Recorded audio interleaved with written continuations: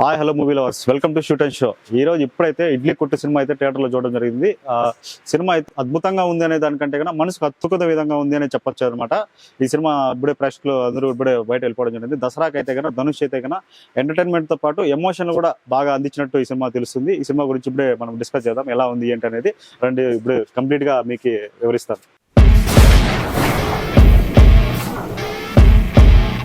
Dhanush last time చూసుకున్నట్టయితే రాయన్ cinema 15 cinema direction చేశాడు. అది కంప్లీట్లీ రివెంజ్ బ్యాక్గ్రాఫ్ లాగా అన్నదమ్ముల మధ్య సెంటిమెంట్ కానీ సిస్టర్ సెంటిమెంట్ కానీ అలా బాగా వర్కౌట్ అయిన సినిమా రాయన్. ఈ సినిమా కంప్లీట్లీ ఆపోజిట్ అనమాట. అంటే ఫ్యామిలీ అంటే తండ్రి కొడుకుల మధ్య వారసత్వం పరంగా నడిచే స్టోరీలా కంప్లీట్గా తీసుకొని వెళ్ళాడు.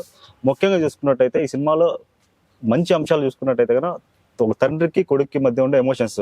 ఇప్పుడు ప్రతి ఒక్కరికి మనం విలేజ్ బ్యాక్గ్రౌండ్ లో చూసుకున్నట్టయితే చిన్న పచారి కొట్టు, చిల్లరంగడి, ఇట్లా రకరకాలుగా బిజినెస్లు ఉంటాయి. పంచర్ షాప్ కావచ్చు, ఏదైనా కావచ్చు. అది ఒక తండ్రి అనేవాడు సామ్రాజ్యంలో ఏర్పరుస్తాడు దాన్ని.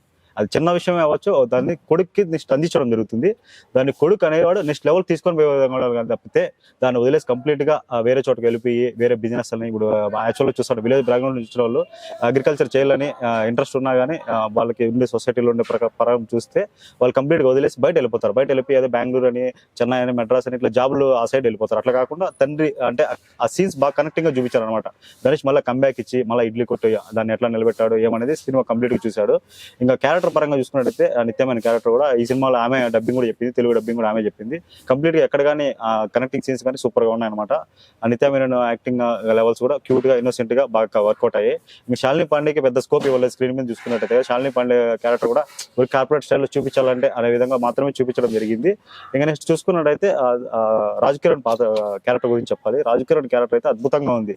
అంటే ప్రతి ఒక్కరు కూడా మన తండ్రితో ఉండే ఎమోషన్ ని అయితే నీట్ గా కనెక్ట్ అవ్వడం జరుగుతుంది ఈ సినిమాలో చూసుకున్నట్టయితే. రాజ్ కిరణ్ పర్ఫార్మెన్స్ అయితే ఏ తీసిపోయేది. సత్యరాజ్ క్యారెక్టర్ కానీ, అరుణ్ నెగిటివ్ రోల్ చేసిన క్యారెక్టర్ కానీ అందరి క్యారెక్టర్ సూపర్ గా ఉన్నాయి. అరుణ్ విజయ్ క్యారెక్టర్ కూడా నెగిటివ్ లో మంచి ఇదిగా తీసుకొని పోయినాడు.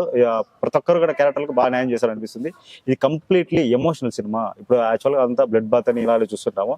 ఈ సినిమా అలా కాదు, ఫ్యామిలీ ఎంటర్టైన్మెంట్ అనమాట. అంటే ప్రతి ఒక్క మనిషిలోనూ కొన్ని సీన్స్ ఉన్నాయి ఈ సినిమాలో. ఎస్పెషల్ చెప్పాలంటే ఆ సీన్స్ ఏమంటే ఓ చిన్న ఆవు దూడ సీన్ అనమాట. లేగదోడకి మధ్యలో చిన్న వాళ్ళ నాన్న ఒక పేరు క్రియేట్ చేయడం జరుగుతుంది. ఆ సీన్స్ ప్రతి ఒక్కరికైతే కన్నుకు అద్దుకునే విధంగా, అంటే మనసుకు అద్దుకునే విధంగా కనిపిస్తాయి అనమాట. ఇది కంప్లీట్లీ కన్నుల పండగ కాదు, కంప్లీట్ గా ఇది మనసుతో అంటే ఫీల్ అయ్యి చూడాల్సిన సినిమా. ఈ సినిమా అన్ని సినిమాల్లాగా రోమాలు నిక్కపరుచుకుంటాయి అనే సినిమా కాదు, ఇది హృదయాన్ని అద్దుకుంటే సినిమా అనమాట. ఇంకా సెకండ్ హాఫ్ లో కొద్దిగా స్లో అయినట్టు అనిపిస్తుంది.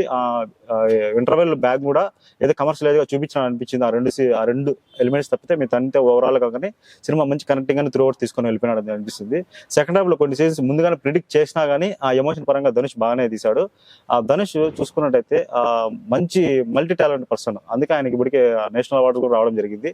ఈ సినిమా కూడా మంచిగా టీవీలో బాగా ఆడే సినిమా లాగా తెలుసు, టెలివిజన్ లో కానీ. ఎందుకంటే ఇట్లా సినిమాల్లో మనలో ఇప్పుడు బాగా ఇంటర్వల్ బ్యాంగ్ ఫైట్స్ ఇట్లా దానికి బాగా అలవాటు పడిపోయినారు.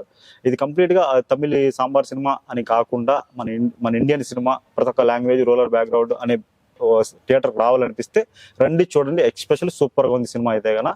అంటే ఎమోషన్స్ ముఖ్యంగా ఫాదర్ సన్ మధ్య ఉండే ఎమోషన్స్ అనేది కంప్లీట్ గా త్రూ అవుట్ గా తీసుకొని వెళ్ళినాడు.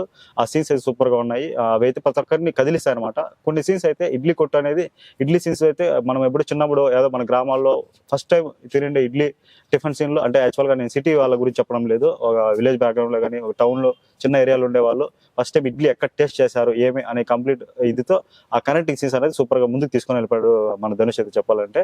కొన్ని ఫైట్ సీన్స్ ఉన్నాయి, 2 ఫైట్ సీన్స్ ఉన్నాయి. అవి ఆ సినిమాకి పెద్ద అవసరం లేకపోయినా కూడా ఏదో పెట్టాలంటే సోసాగా అన్నట్టు తీసుకొని పోయినాడు. కంప్లీట్ గా అయితే సినిమా అయితే సూపర్ గా ఉంది.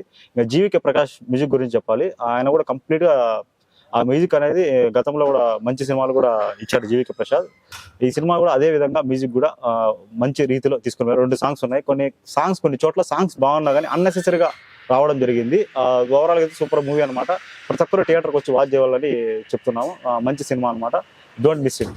నిర్మాణ విలువలు చూసుకున్నట్టయితే ధనుష్ ప్లస్ వచ్చిందను వేరే సంయుక్త మీడియా వాళ్ళు ఇద్దరు కలిసి తేవడం జరిగింది. ప్రొడక్షన్ వాళ్ళు అయితే కన్నా సూపర్ గా చూపించారు. ధనుష్ ఎక్కడ కానీ కాంప్రమైజ్ అయినట్టు లేదనమాట. సీన్స్ అయితే కన్నా కొన్ని సీన్స్ స్లోగా పెట్టినా కూడా ధనుష్ మైండ్ సెట్ ఆలోచిస్తే అవును సినిమాకి ఇది అవసరమే అనిపిస్తుంది. ఇంకా టెక్నికల్ విషయాలకు వస్తే కన్నా ఆ కెమెరామెన్ కానీ మ్యూజిక్ డైరెక్టర్ కానీ ప్రతి ఒక్కరు కూడా బాగా తీసుకొని వెళ్ళాలని తెలుస్తుంది. ఓవరాల్ గా అయితే ఫీల్ గుడ్ సినిమా. ప్రతి ఒక్కరు వాచ్ ఇన్ థియేటర్స్.